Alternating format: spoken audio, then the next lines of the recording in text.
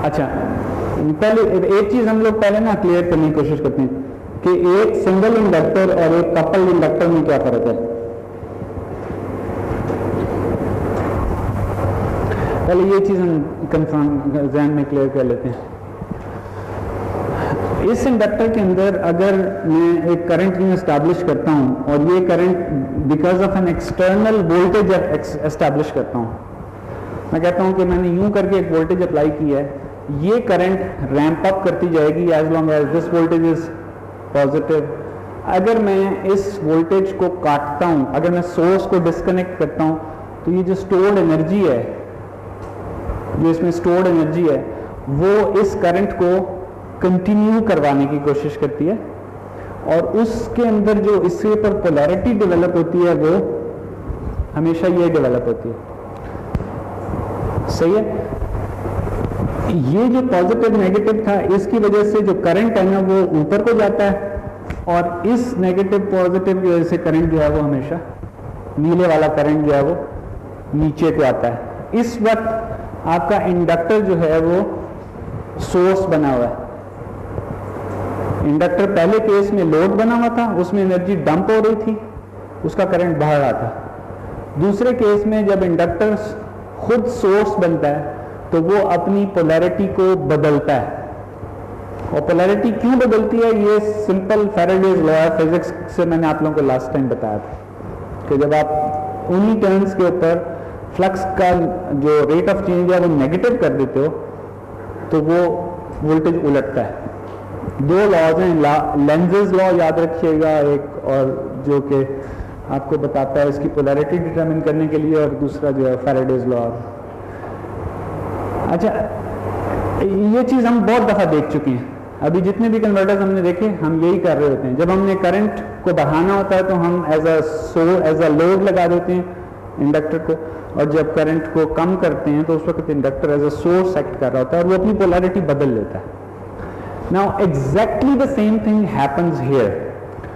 The only difference यहाँ पे आपको जो ज़हन में रखना पड़ता है वो ये कि जब भी आप एक, लेट्स से ये एक मैग्नेटिक कोर है, इस पे दो कॉइल्स बाउंड हैं।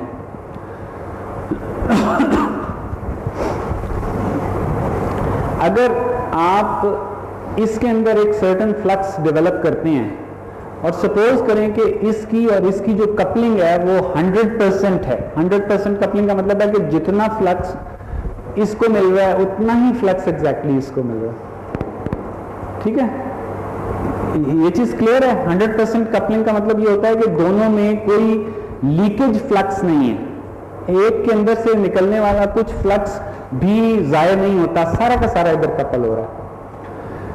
अगर ये कंडीशन है तो, अगर वैसे ये कंडीशन ना भी हो तो आप ये सोचिए कि अगर आप इसका करंट काट दें, इस इंडक्टर में से गुजरने वाला आपने एक सर्टेन 1 एम्पेयर करंट आप यहां से इसमें यूं फीड कर रहे थे और आप ऑल ऑफ अ सडन इस करंट को काट देते हैं, तो क्या यहां कोई वोल्टेज बनेगा?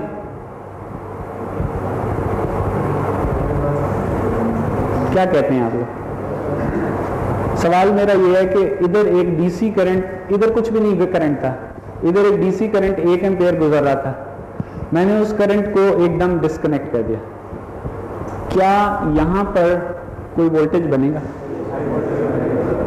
पहली बात यह कि यहां बनेगा, यहां तो बनेगा, ये सोर्स बनेगा ना, ये जिस तरह हमने अभी देखा था, ये तो सोर्स बनेगा। ये कहेगा कि जी मैं अगर पहले ये पॉजिटिव था तो अब मैंने इस साइड को पॉजिटिव कर देना है स्ट्रॉन्ग और इधर को नेगेटिव कर देना। चूंकि फ्लक्स सेम है तो इधर वाला कॉइल भी तो वही फ्लक्स का चेंज देख रहा है, तो इधर भी फैराडेज लॉ लगता है, इधर भी एग्जैक्टली वैसी वोल्टेज जनरेट होती है।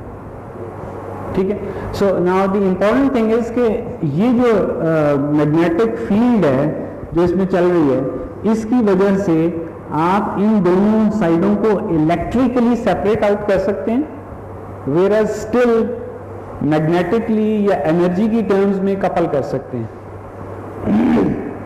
क्योंकि जो एनर्जी आप यहां स्टोर कर रहे थे एग्जैक्टली वही अमाउंट ऑफ एनर्जी यहां पे अवेलेबल है अगर इनकी कपलिंग 100% है। ठीक है या नहीं? ये इंपॉर्टेंट पॉइंट है कि आपका जो ट्रांसफार्मर होता है इसमें अगर आपने एक certain amount of energy store की थी तो वो एक्चुअली जो स्टोर होती है वो कोर के अंदर, फ्लक्स के अंदर होती है, कॉइल के अंदर नहीं होती। कॉइल तो सिंपल उसको कन्वर्जन के काम आता है कि वो जब फील्ड चेंज होती है तो उसकी वजह से वो एनर्जी इलेक्ट्रिकल में कन्वर्ट हो जाती है। एनर्जी मैग्नेटिक फील्ड में स्टोर होती है। याद रखिएगा कि फील्ड्स जो है ना, फील्ड आपने फिजिक्स के अंदर बचपन में पढ़ा था, फील्ड जो है उसको हम फोर्स फील्ड कहते हैं। दो किस्म की फील्ड्स की हमने बचपन में पढ़ी थी चीजें, एक थी मैग्नेटिक, एक थी इलेक्ट्रिक। ये दोनों फोर्स फील्ड्स कहलाती हैं। फोर्स फील्ड क्या होती है? जिसमें अगर आप कोई चार्ज प्लेस करें तो उस पर कोई धक्का लगता है या वो उस पर कोई पुल मिलती है।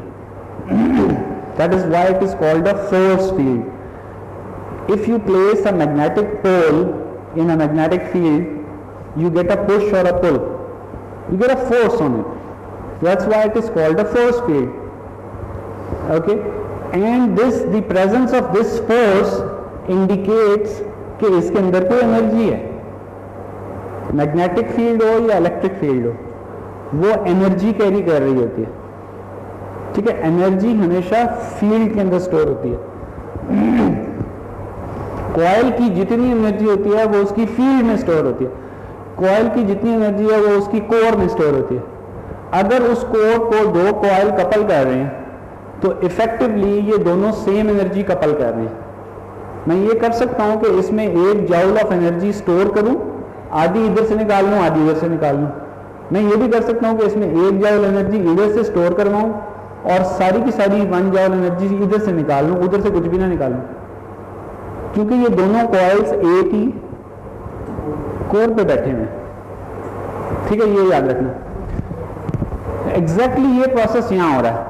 हम कर क्या रहे हैं कि जब हम इसको ऑन करते हैं तो हम इस कॉइल के थ्रू कोर के अंदर एनर्जी डंप कर रहे हैं। जब हम इसको डिस्कनेक्ट करते हैं यहां से तो उस वक्त ये कॉइल भी अवेलेबल करता है वो एनर्जी और ये कॉइल भी अवेलेबल करता है, लेकिन मैं इस कॉइल को पाथ ही नहीं देता एनर्जी निकालने का।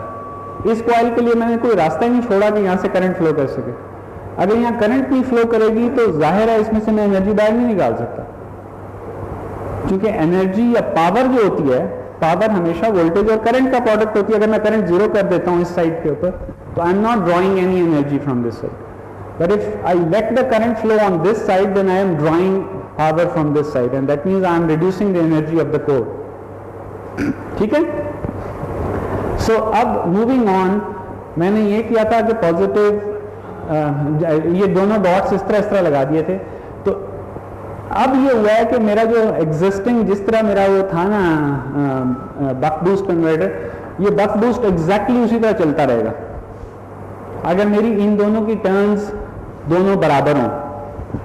अब यहाँ पे मैं एक और भी चालाकी कर सकता हूँ। मैं ये कहता हूँ कि यहाँ पे मैं n टर्न्स डाल देता हूँ, यहाँ मैं 1 टर्न्स डाल देता हूँ, n/1 की रेशियो डाल देता हूँ, या n/1 n/2 कर लो इसको। ठीक है, 2 डिफरेंट टर्न्स डाल देता हूँ तो जो मेरी